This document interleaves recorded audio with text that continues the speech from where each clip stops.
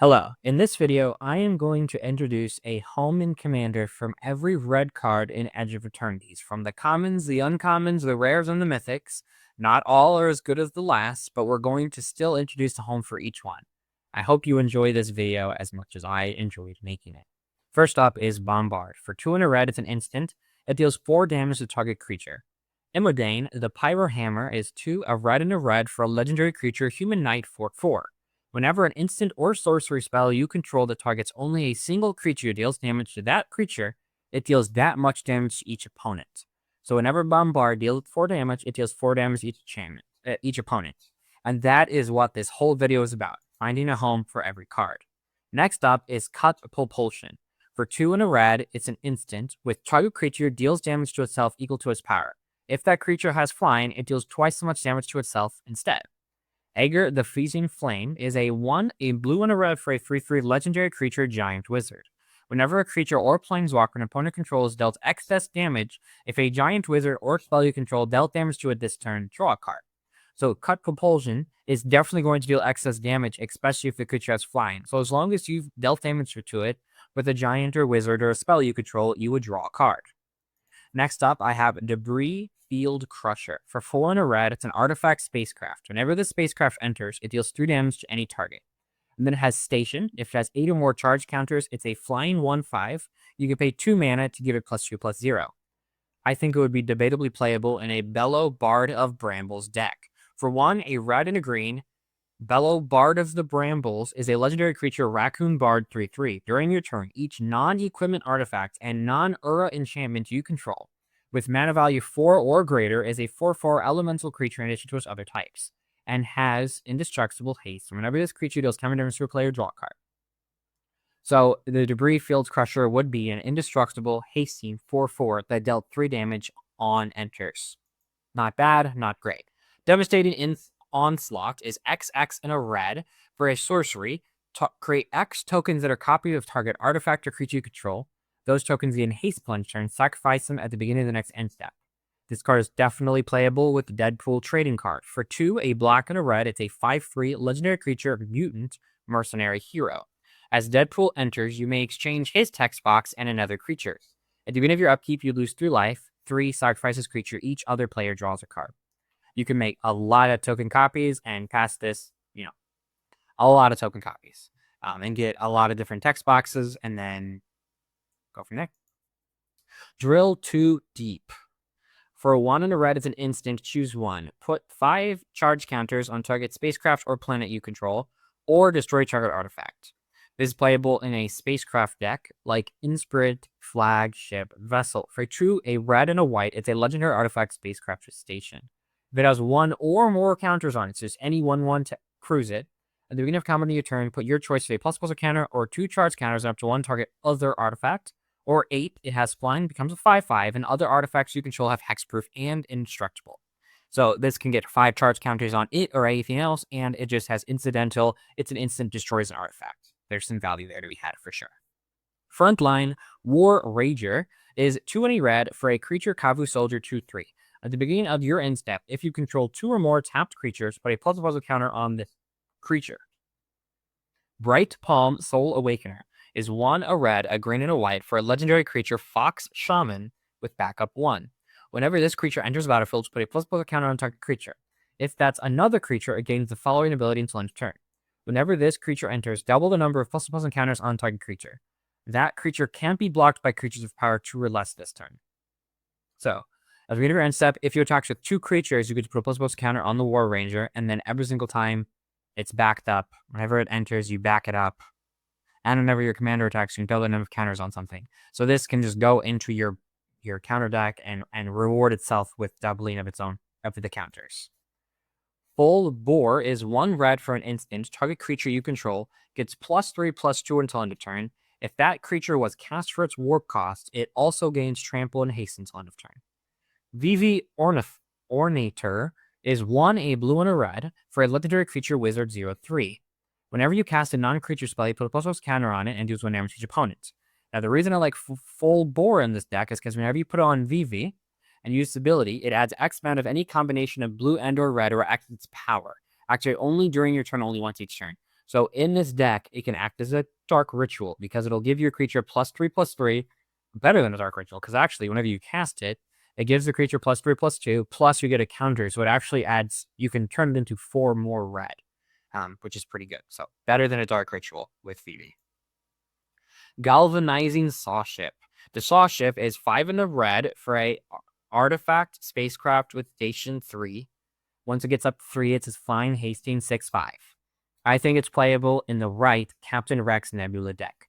For 1, a red and a white, it's a legendary creature, human pilot employee, that's a 2/2. At the beginning of combat on your turn, target non-land permanent you control becomes a vehicle artifact since line of turn. Its base power and toughness are equal to its mana value. It has Crew 2 and Crash Land.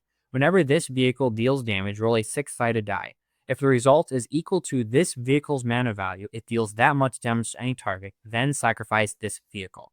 So if you want to build a Captain Rex Nebula deck that cares about these spacecrafts becoming vehicles and being crewed by him, Galvanizing Sawship would be a fun way to do that. Next is Invasive Maneuvers. For 1 in a red, it's an instant. It deals 3 damage to target creature, and it deals 5 damage instead of your control spacecraft. Black Waltz, number 3, is 2, a black and a red for a 2/2 flying Death Touch. Whenever you cast a non-creature spell, it deals 2 damage to each opponent. If you're just making a damage base, deals much damage as possible, the Maneuvers, which is not a great card, could have a home in the Black Waltz number 3 commander deck. Kav Landseeker is 3 in a red for a creature Kavu soldier with menace. It's a 4/3. When this creature enters, create a lander token. At the beginning of your end step on your turn, sacrifice that token. And who cares about playing additional lands? Zel Duncht. Zel is 2 in a red for a legendary creature human monk. You may play an additional land on each of your turns. It gets +1/+0 for each land you control. And at the beginning of your end step, return a land you control to its owner's hand. So if you care about just making additional land drops, Kav Landseeker can help you do that and just get a lot more land in play. Kavaron Hearer is red for an artifact creature, robot soldier 2/1. Whenever this creature attacks, you may pay 2. If you do, create a 2/2 colorless robot artifact creature token, tap attack, and sacrifice a token at the end of combat. Norin, Swift Survivalist, is 1 red for a legendary creature, human coward 2/1. It cannot block. Whenever a creature you control becomes blocked, you may exile it. You may play the card from exile this turn. So, if you want just a 1 red, that whenever it attacks, you get a 2/2, and then if they happen to block the Harrier, do an exile with Norin, and if you want a deck, they like cast things from exile, and they're 1 red, and seeing that kind of deck work seems pretty fun. Caravan Skywarden, if you want to build a Kavu commander deck, is playable with Morophon, the Boundless. For 4 in a red, it's a creature Kavu soldier 4/5 with reach. Void. At the beginning of your end step, if a non-land permanent left the battlefield this turn or a spell is warped this turn, put a ++ counter on this creature. Morophon the Boundless is 7 mana for a legendary creature shapeshifter with changeling. So it's every card type. When it enters, choose a card type. In this case, we choose Kavu. It's a 6/6. Spells of the chosen type you cast cost white, blue, black, red, green, less to cast. This effect reduces only the amount of color mana you pay. Another creature you control the chosen type ++1. So there's plenty of Kavu in the set, and Morophon can be the commander for a Kavu typal kindred deck. Caravan Turbo Drone is 2 in a red for an artifact creature robot scout. It's a 2/3 with tap. Target creature you control gets +1/+1 and haste since line of turn, only as a sorcery. Dr. Eggman is 2, a blue, a red, and a black for a legendary creature human scientist 3/6 with flying. At the beginning of your end step, draw a card. Then each opponent faces a villainous choice. That player discards card, or you may put a construct, robot, or vehicle card from your hand onto the battlefield. So if you're playing a robot deck, this can go ahead and be in that deck, but it's also important to note that you can give your other things haste, and it's a robot. So it's both the haste enabler, and it fits in with your deck is already trying to do. Next is Litho Breaking. For 2 and a red, it's an instant. You create a lander token, then you may sacrifice an artifact, and you do it deals 2 damage to each creature. Gimbal Gremlin Prodigy is 2, a green, a blue, and a red for a legendary creature, Gremlin Artificer, for 4/4 artifact creatures you control of trample. At the beginning of your end step, create a 0/0 red gremlin artifact creature token. Put X +1/+1 counters on it, where X is the number of differently named artifact tokens you control. So here's what I imagine. You make a lander token, and in theory, you're going to have 2 of the same kind of token already. You might have 2 clues, you might have 2 gremlins, and you can just sacrifice that gremlin, or that's the token you already have 2 of, and then deal 2 damage to each creature. So it's a mini board wipe that can give you a different kind of token you don't already have while recycling one that you already have multiples of. Seems like it could be a fun addition to the deck. Next is Melded Moxite. For red and a 1, it's an artifact. When it enters, you may discard a card. If you do, draw 2 cards. 3, sack it, create cap 2 robot artifact creature token. Oscar the Reconstructor is 2, a red and a white for a legendary creature, Giant Artificer. It's a 4/4 with vigilance. 1, sack an artifact. Target creature you control gets +2/+0 until end of turn. And it has X, tap, exile an artifact card with mana value X from your graveyard. Create 2 tokens that are copied of the exiled cards. Activate only the sorcery. So, my thought here is you can discard a card you might want to reanimate with your commander later and draw cards, but you can also sacrifice it to put into your graveyard to make a robot. You can sacrifice the robot to give +2/+0, or you can just exile this from your graveyard and when it enters, discard 2, draw 4. So, that seems like there's a lot of value here for the Reconstructor. Memorial Team Leader is 3 in a red for a creature Kavu Soldier 4/3. During your turn, other creatures control get +1/+0, and it has Ward for 1 and a red. Now, I did not want to duplicate the same commander over and over again, so for each of the Kavu that don't have a home that I could find in a non-Kavu deck, I found one for a Kavu. Jared Carthalion is white, a blue, a black, a red, and a green, legendary planeswalker Jared, with 5 loyalty. For +1, it creates a 3/3 Kavu that's a trample with all colors. Minus for each up to destroy creatures. For each of them, put a number of counters onto it equal to the number of colors it is. -6, return target multicolored card from your graveyard to your hand. If that card is all colors, draw a card and create 2 treasures. If you just want to make a Kavu Kindred deck, you could have Jared as the commander and then play all the Kavus your heart contained as inspired to play. Memorial Vault is 3 in a red for an artifact. Tap, sacrifice another artifact. Exile the top X cards of your library, where X is 1 plus the mana value of the sacrificed artifact. You may play those cards this turn. Ashnod the Uncaring is 2, a blue, a black, and a red for a legendary creature, Human Artificer. It has Death Touch, and whenever you activate an ability of an artifact creature that isn't a mana ability, if one or more permanents were sacrificed to activate it, you may copy that ability. You may choose new targets for the copy. So my idea is, because you have to sacrifice an artifact to the Memorial Vault, you can copy the ability to exile the top X cards to your libraries, and you can play those cards. So if you sacrifice one with like 2, you get 4 cards with your commander, which feels pretty good for just sacrificing one thing. So Memorial Vault, Ashnod's the Uncaring, feels like a good combo there. Molecular Modifier is 2 in a red for a creature Kavu Artificer. At the beginning of combat on your turn, target creature you control gets +1/+0 and gains first strike until end of turn. Ansrag the Quake Mole is 2, a red and a green for a legendary creature Mole God. Whenever it becomes blocked, untap each creature you control. After this combat phase, there's an additional combat phase. For 3, a red, a green, it must be blocked as combat if able. My thought here is that the Molecular Modifier is 2 in a red, and says at the beginning of combat on your turn, target creature you control gets +1/+0 and gains first strike until end of turn. So my thought is that if you force it to have to be blocked and it has first strike, it's basically going to kill any creature that they put in front of it. And they could just take the 9, but you could pay the 7 mana and make it so it has to be blocked. So I feel like there's something here where like you can give a first strike and it has to be blocked and it just kills everything. Feels pretty good. Nebula Dragon is 6 in a red for a creature dragon flying 4/4. When this creature enters, it deals 3 damage to any target. The Jolly Balloon Man is 1, a red and a white for a legendary creature, Human Clown, 1/4 with haste, and 1 tap. Sacrifice a token that's a copy of another creature you control, except for it's a 1/1 balloon. My idea is that if you use any of your already token generating things to make a copy of a dragon, you can make a 1/1 that deals 3 damage when it enters. So if you just need some kind of removal deck, it's there. Now, the Nebula Dragon is just actively not a good card, so there's no good home for it, and the Jolly Balloon Man feels like making a copy and dealing damage is something you could pull off with this card. Nova Hellkite is 3, a red and a red for a creature dragon with flying and haste. It's a 4/5 that when it enters, deals 1 damage to target creature an opponent controls.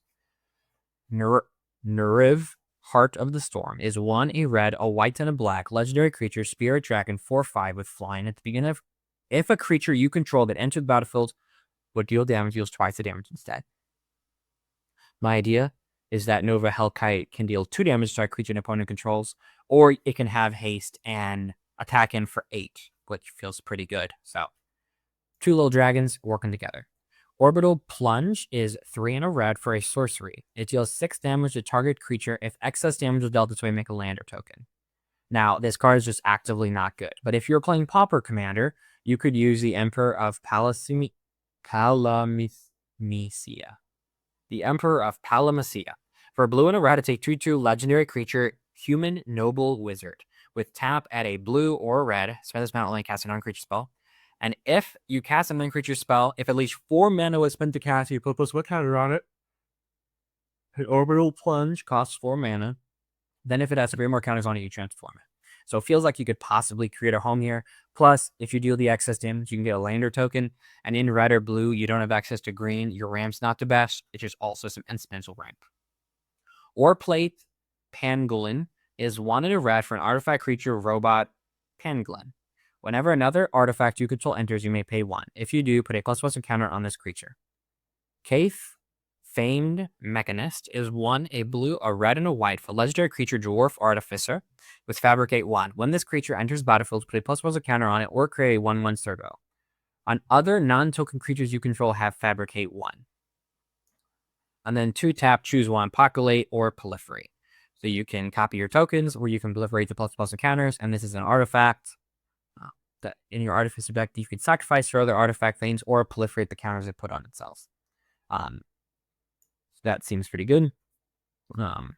Pain for All is 2 and a red for an enchantment aura. Enchanted creature you control. When this aura enters, enchanted creature deals damage equal to its power to any other target.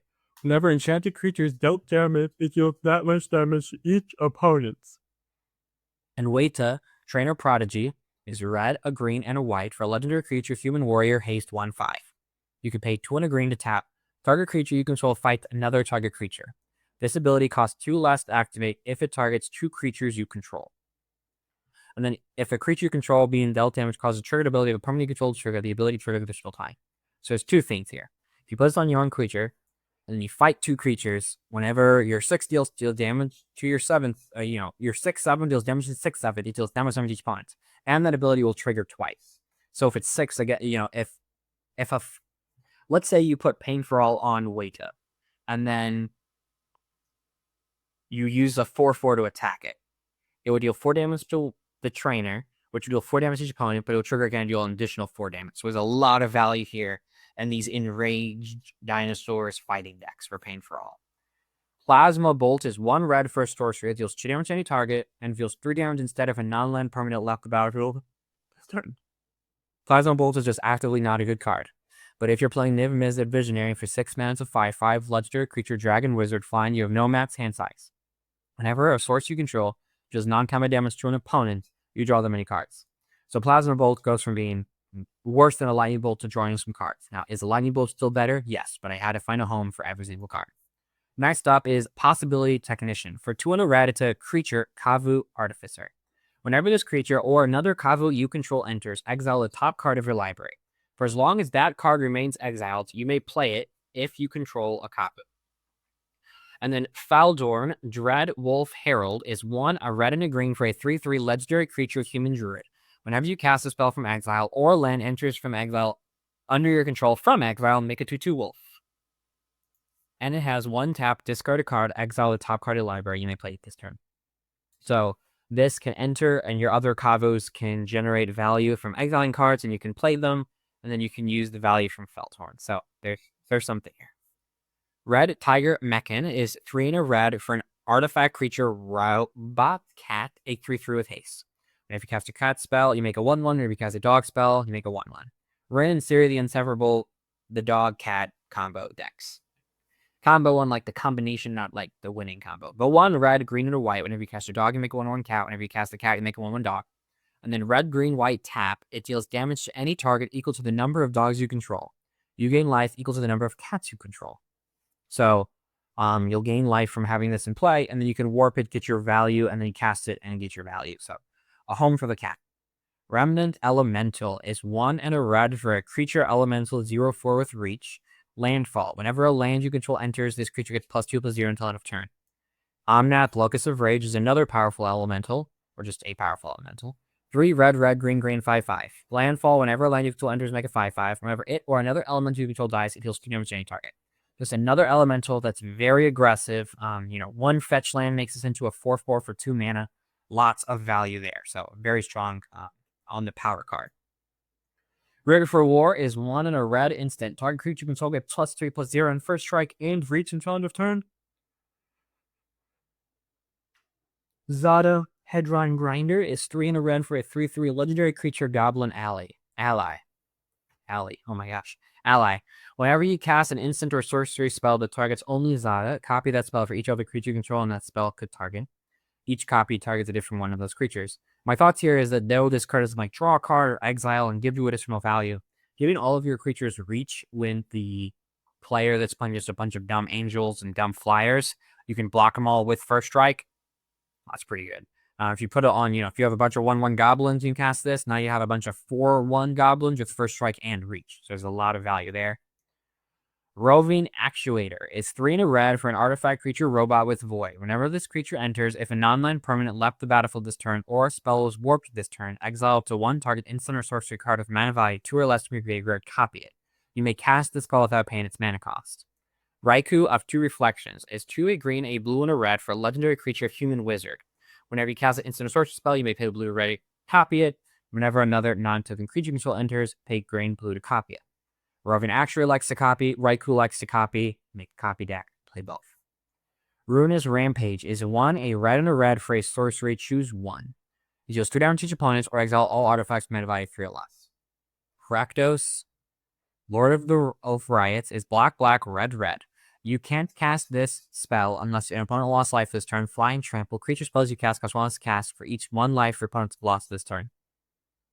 If you have 3 opponents, Ruinous Rampage says 3 mana. Your creature spells cost 9 less for this entire turn. Plus, you can just exile all mini artifacts if that's something you do in this, getting out of control. But being able to spend 3 mana to reduce your opponent's 3 damage each is 9 reducing of your creatures, which is pretty good. Rust Harvester is 1 red for an artifact creature robot with menace. It's a 1/1. 2 tap, exile an artifact card from your graveyard, put a ++1 counter on this creature. Then it deals damage equal to its power to any targets. Kurkesh is 2 and a red for a 4/3 legendary creature Ogre Spirit. Whenever you activate an ability of an artifact, if it isn't a mana ability, you make a red. If you do copy that ability, you may choose and targets with a copy. So you can pay 2 and a red to tap, exile 1 artifact card from your graveyard, because that's part of the cost. You only pay the cost once. Put a ++ counter on it, and then deal 2 damage to something. Put another counter on it, deal 3 damage to something. And the next turn, put another counter on it, deal 4, another counter 5. There's you can exile artifact cards because you're going to have them. You're going to sacrifice them and copy those abilities. And then this can just deal some power. Or I should say, deal some damage equal to the power of the creature. So that's pretty good. Slag Drill Scrapper is 1 red for artifact creature robot scout. It's 2 taps, sack another artifact to land, draw a card. It's a 1/2. Han Hansen is Chaos Crafter. For red, a white, and a black. So 3/3 legendary creature gnome artificer with haste. Tap, sack an artifact creature, make 2 treasure. Tap, sacrifice a non-creature artifact, make 2 1/1s. In the deck where you're just going to be sacrificing artifact creatures for tokens and tokens for creatures, you can sacrifice more to draw cards. So that's, in the deck that's already comboing off, and, sacrifice this and do this, and sacrifice this and do this, and sacrifice this and do this. Drawing cards feels like a good thing you could do. System's Override is 2 and a red for a sorcery. Gain control of target artifact or creature until end of turn. Untap that permanent, it gains haste until end of turn. If it's a spacecraft, put 10 charge counters on it. If you do, remove 10 charge counters from it at the beginning of the next end step. The Dane Tantalus Thief is 3, a red and a white for a legendary creature, human mutant scout 3/3. When it enters, gain control of target creature and opponent controls until end of turn. Untap it, it gains lifelink and haste. Whenever an opponent gains control of a permanent from you, you create a treasure token. So System's Override can gain control of an artifact or creature for 1 turn, and when you give it back to your opponent, you get a treasure in your return. A little bit of synergy there. Tanuk Steadfast Second is 2 a red and a red for legendary creature Kavu Pilot 3/5. Other creatures you control have haste. Artifact creatures and red creature cards in your hand have warp 2 and a red. You may cast this card from your hand for its warp cost. Exile that permanent at the beginning of the next end step. Then you may cast it from exile on a later turn. Obeka Brood Chronologist is 1, a blue, a black, and a red for a legendary creature Ogre Wizard. The player whose turn it is may end the turn. So what you do is you put any red card into play with Warp 3. You go to the end step, you put the trigger on the stack, it would exile it, you tap Obeka, you end the turn, the stack is exiled, and you just cheated your big artifact or big red creature into play for only 3 mana. That's pretty strong in an Obeka deck, so I like that. Terminal Velocity is 4 a red and a red for a sorcery. You may put an artifact or creature card from your hand to the battlefield. That permanent gains haste, and when this permanent leaves the battlefield, it deals damage equal to its mana value to each creature. And at the beginning of your end step, sacrifice this permanent. So you cheat a big idiot into play. And then your commander, Narev, Heart of the Storm, is 1 a red, a white, and a black for legendary creature, Spirit Dragon, 4/5 with fly. If a creature you control that enters the battlefield will deal damage, it deals twice that much damage instead. So my thought is you cheat a big 10/10 Eldrazi into play. Whenever it leaves, it's going to deal not 10, but 20 damage to each creature. So that's kind of overkill, but kills everything. So you can cheat into play for 1 turn, and your commander, because the creature that entered the turn dealt the damage, it's double the damage. Terrapact Intimidator. Intimidator is 1 and a red for a creature Kavu Scout. When this creature enters, target opponent may have you create 2 lander tokens. If they don't, put 2 +1/+1 counters on this creature. Von Street Thief is 2 and a red for a 2/2 legendary creature human scout. Whenever 1 or more scouts, pirates, or rogues you control deal combat damage to a player, exile the top card of that player's library, you may cast it. If you don't, create a treasure token. Whenever you cast a spell you don't own, put a ++ counter on each scout, pirate, and rogue you control. It's just another scout that's only 2 mana that you can swing into your Street Thief deck. I mean, you can go turn 2 Intimidator, turn 3 Street Thief, and then attack on the 3rd turn, and then get a treasure, or be able to cast that spell if it's 0 mana, I guess. It's important to note that you may cast it, you can't play lands, but still. Territorial Brunthar is 4 a red and a red for a creature beast. It's a 6/6 with reach.